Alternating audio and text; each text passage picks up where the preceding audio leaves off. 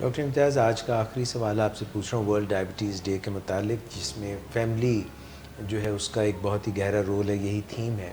ये फरमाइएगा कि type 2 diabetes हो या टाइप 1 डायबिटीज़ हो, इसके मल्टी फैक्टोरियल का क्या मतलब होगा और जेनेटिक्स का क्या रोल होगा, और ये मतलब क्या है इसका? देखिए, जेनेटिक्स को हम चेंज नहीं कर सकते। जेनेटिक्स हमें माँ बाप, जैसे आप कहते हैं जी, आप अपने माँ बाप को ज़ाहिर कोई तब्दील नहीं कर सकता कि हमारे माँ बाप को, हमारे जो बहन भाइयों को अंदर जो जीन्स हैं वो तो हमारे अंदर मौजूद हैं।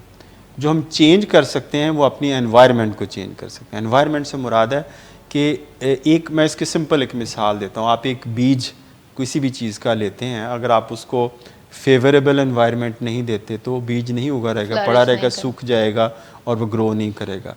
जो ही उसको बारिश हो गई, अच्छी ज़मीन मिली, नमी मिली और नशो नमा की, तो वो बीज ग्रो कर जाएगा।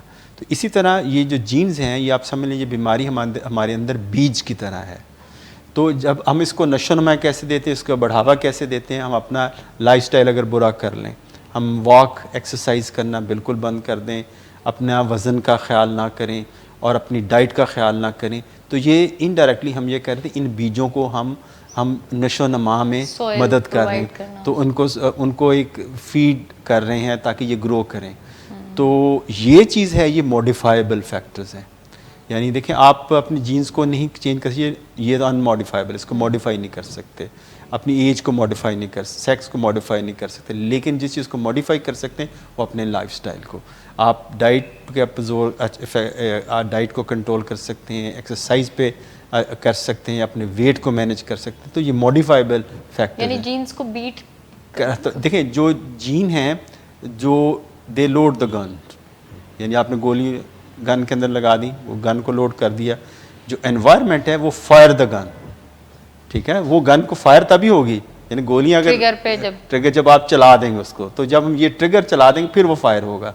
अगर हम जीन्स के साथ अपनी उसका मुकाबला, हम जीन का तो खैर नहीं कर सकते, हम अपनी एनवायरनमेंट को चेंज कर सकते हैं, उन हालात पे काबू पा सकते हैं जो डायबिटीज़ के बढ़ावे में मदद देते हैं। मेरा एक सवाल है, आपका कोई और सवाल कर लीजिए, हमारे पास वक्त ही नहीं, बस एक छोटा सा सवाल है। अभी हम फैमिली के रोल की बात कर रहे थे कि फैमिली को सपोर्टिव रोल में होना चाहिए, जैसे अभी आपने वो खाने पीने की बात की।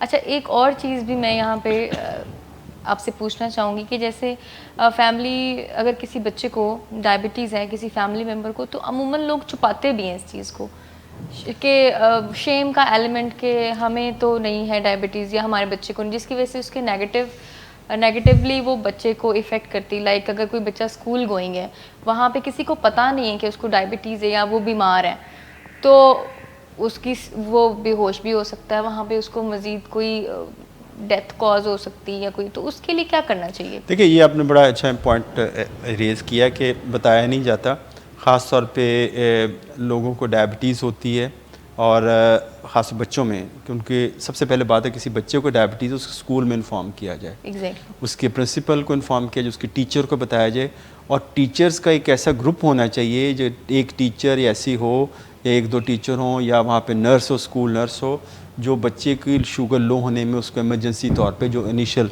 बैंड भी होते हैं तभी इमदाद दें और बच्चे को ख्याल रखें। अगर बच्चा अब नॉर्मली बिहेव कर रहा है या बेहोश हो गया है गेम करते तो उसको पता होना चाहिए, आइडेंटिफाई कर ले कि इसके शुगर का पेशेंट है, ये लो हो गई है।